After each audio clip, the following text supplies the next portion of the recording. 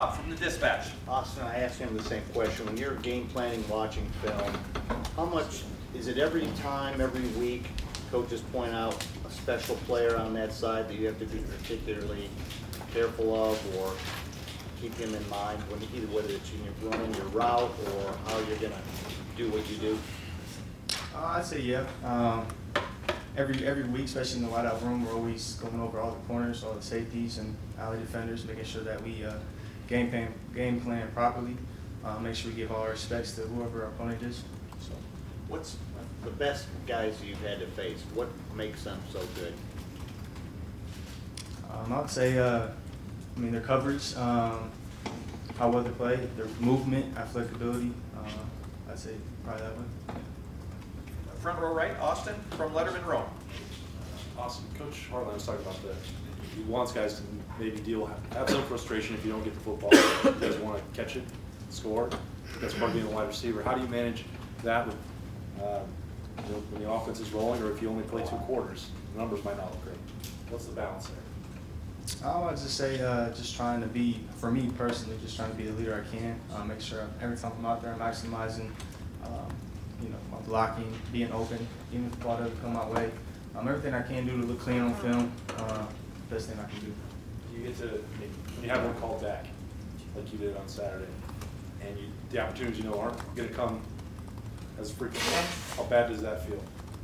It sucks, but it's on film. It's the luck of the draw, but you can't just dwell over the moment. So just hope for your next one that comes, you can try and get in the end zone next time. Second row right, Tony from the Ozone. Austin, Ryan Day said touches for the receivers will be coming more and more as you guys play 4-quarter games. But what does it take to not get frustrated with maybe the lack of targets? It's hard not to get frustrated. Especially for me, being a last year guy, you're not going to come around many opportunities. But it's to stay humble. It's to know that Terry only had 35 catches last year. It's to stay in your lane and make sure that it's a plan, it's a process. And trust the plan. It's trying to be in God's plan and just whatever happens, make sure I'm doing everything I can properly to be in the right spot in the season. Fourth row right, Joe. How important are your off-the-field activities, like redefining athletic standards? What does that mean to you? Why is that so important? I'd say it's very important. It's a big passion of mine. We have done a lot of good things in the past year.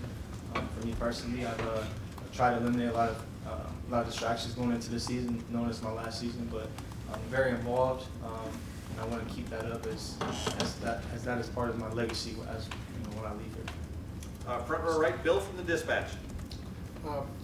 Ben Victor, you've been with him for years. Is he different this year in any way, on or off the field?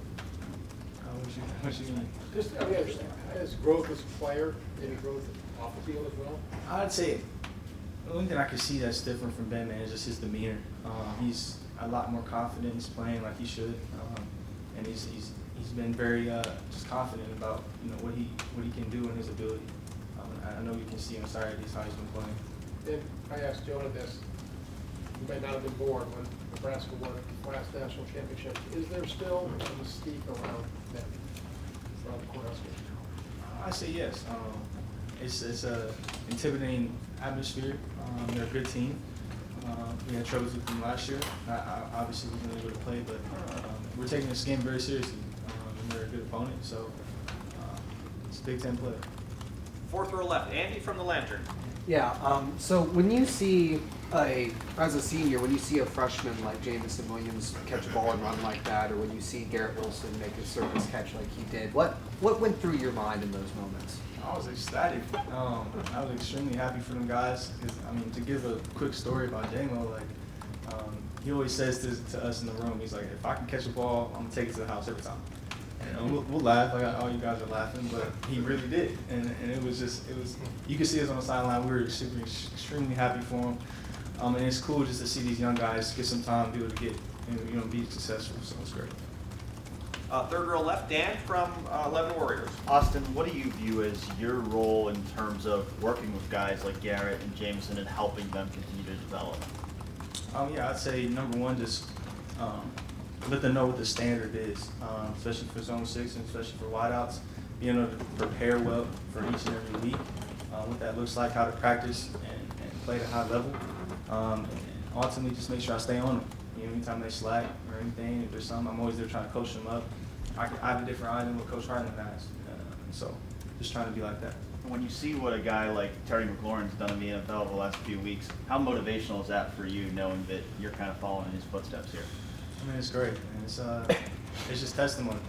He's a guy that's works really hard every single week, and for him to go through his struggles and go through his time he did here and see that and now see the success he's doing in the NFL, I'm extremely happy, and I know that in due time, hopefully I can go that same path. Far left, Lori from 610 WTVN. I'm just curious, Austin, when you do have a touchdown like that called back, do you get the Buckeye leave or whatever other reward you would get for that touchdown, even despite the fact that it was taken off the board? Yeah, no, I don't think so. I don't No? know how we get leaves, honestly, but I don't think that one counted, so probably not. Front row left, Nathan from Cleveland.com. Yeah, not to jinx anything, but no interceptions yet for Justin this season. I was wondering from your perspective, do you see that just because of his accuracy, or are you seeing him from a decision-making standpoint? He's not maybe taking some risks, and that's helping keep him unintercepted. Yeah, I'd say won the game plan. We've done a really good job of being able to make it pretty simple for him, especially as wideouts getting open for him. And then I also say like he hasn't made a lot of tough throws, which is great on his part. He doesn't want to risk it too many times. And I think he's been very mature on knowing when he needs to force a throw and when he doesn't. He can run, so he can take off and run. I mean, Dwayne didn't have that ability too much, but it's cool. It's cool to see how he can, a guy like him. He's very mature, and he's really good at making pretty good decisions. He really hasn't had his back against the wall. I guess really the whole offense hasn't, I suppose, through these first 4 games. When you guys did those scenarios in practice, what impressed you about him, or did he impress you in those situations? Just his demeanor. Even if it's tough situations, if we don't complete the pass, we don't get the third down, he's still, in the huddle, making sure that guys are up on tempo, making sure that they're ready to move the ball, and we're still ready to get the next set ready to go. So I'm excited to see how he looks going into, Nebraska, going into at least bigger games down the road. And final question, second row left, Ari from The Athletic. Austin, do you lose your mind when you get a touchdown called back? Like, what's going on in your head? I was actually pretty excited, and then when I turned, I seen there the catcher was like, Mack, we got a flag. I said, oh my goodness. It sucks, but I mean, you just hope you can get another one, come your way. Austin, you mentioned that Terry only had 35 receptions last year, and you kind of said it in a way that, like, you don't need to have 100 receptions to get drafted or have a future. But you obviously are in your final year right now, and you're in a situation where every catch, every play, every touchdown like that is going to matter, right? Is that something that you're thinking about a lot? And how do you just maintain a mindset of, like, things can still work out when something like that happens in the call back? Yeah, I'd say ultimately I'm at Ohio State, so I have the platform. It just takes, a Noah Brown game, for instance. It just takes one moment, one game for you to change your career, because we do have that platform. But at the end of the day, it's what is my role? How can I make sure that, as a leader, as a blocker, as a guy who's, backside, if the ball's on the right side, throw the bin, am I always open? As long as I look clean as I can be on film, I know ultimately my potential, and even if the stats don't look as good as they do, I know I can bet on myself, hopefully, that I'll get a chance to the next level. So you're going to score 4 touchdowns with Nebraska this weekend? I'm not going to say that, but, hopefully. I wish. Austin, thank you very much. Appreciate it.